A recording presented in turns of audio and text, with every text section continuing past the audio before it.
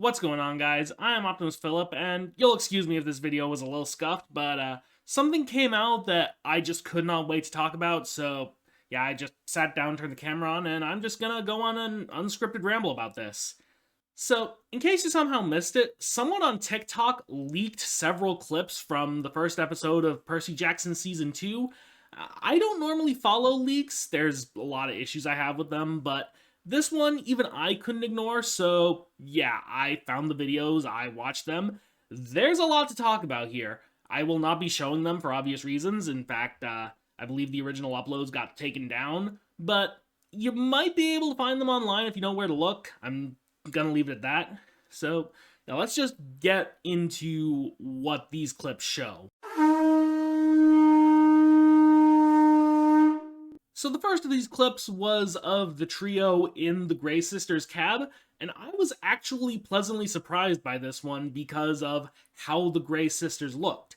You see, back during pre-production, there was a casting call leak which said that the Grey Sisters would be a maiden, mother, and crone triplet, which, for those who don't know, is a neo-pagan archetype that is often associated with the goddess Hecate.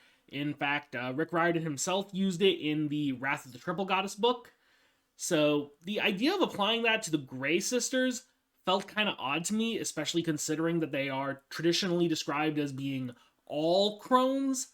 And judging by this clip, they're sticking with that. They're not doing the Triple Goddess thing, which I'm personally relieved by. I don't know if that was just a fake leak or if they've just changed or abandoned that idea.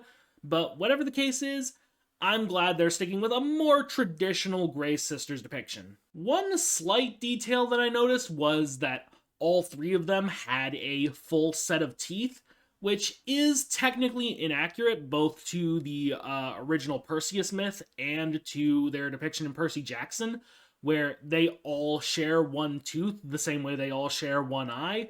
I can totally forgive this, though. I'm sure it would have been very difficult to create that toothless look, especially while still letting them articulate their lines. So, yeah, I let it slide in the movie. I'm willing to let it slide here.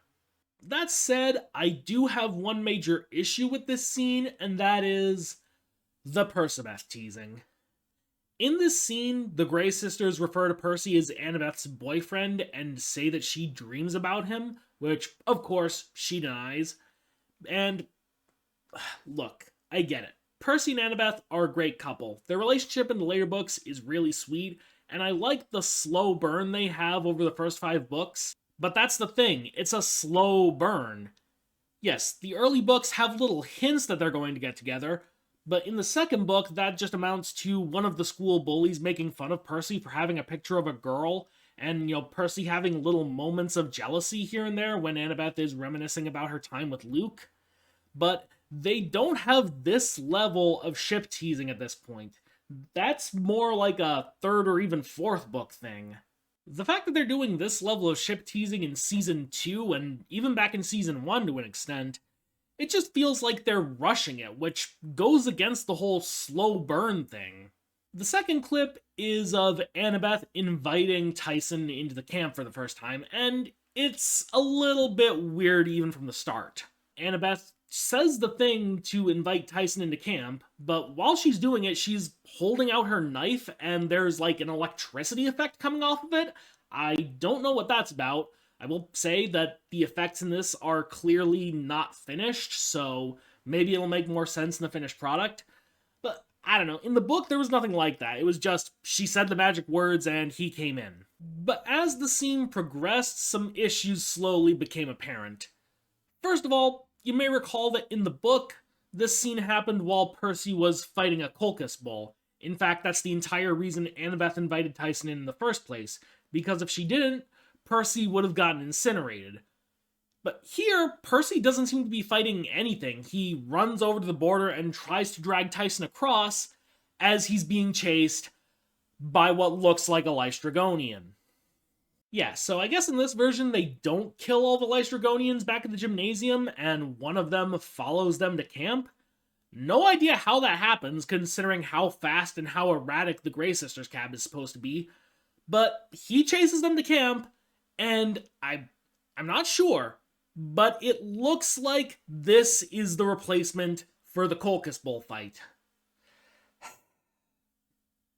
Look, I get it. It's a TV show. It doesn't have that big of a budget, but dropping the Colchis bulls completely in favor of just fighting the Lystragonians again, that just feels cheap even by this show's standards. Like, this show has a pretty high budget for a TV show. Like, last season got 120 million.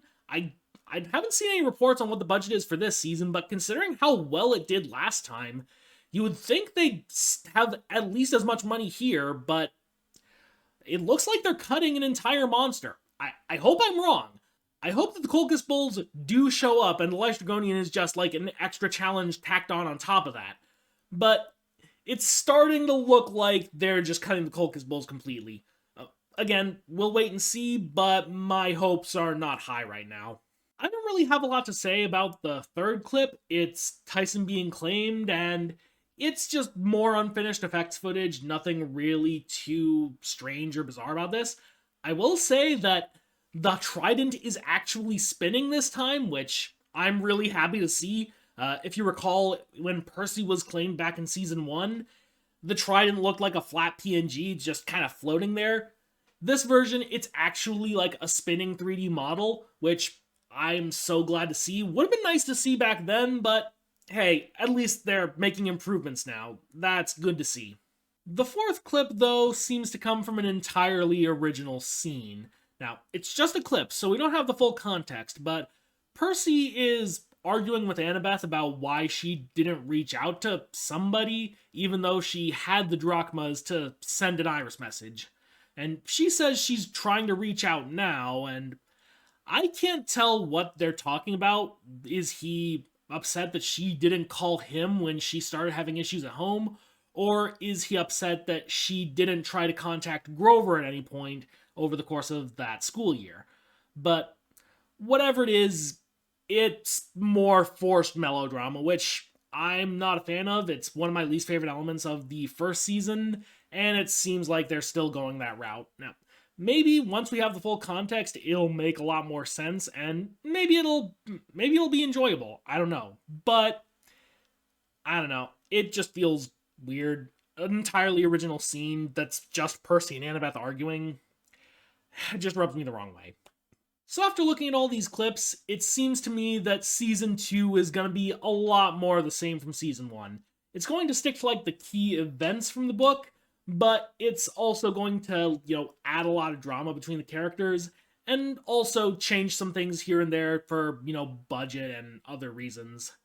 Now, I have my opinions on Season 1. I'm not going to go too in-depth with them in this video. I do have the Adaptation Sins videos. They're just about done. Really excited to get those out this summer. But if Season 2 is just going to be more of Season 1, then I don't have my hopes up. Maybe I'm wrong. Maybe it'll surprise me. But that's about where my expectations are at. So, yeah, I don't really know how to end this video.